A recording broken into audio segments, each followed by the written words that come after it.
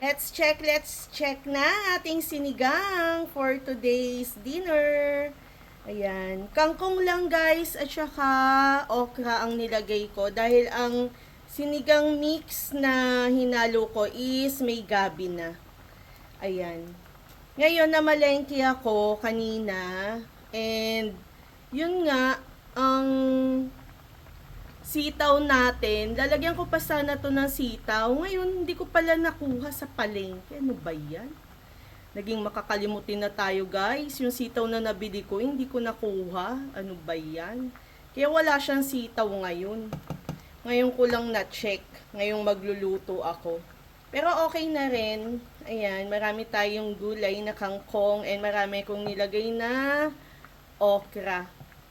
Yung sitaw sayang no. Kasi nabili ko na yun eh. Nakalimutan ko lang. Ayan. Lalagyan ko na lang to ng siling green.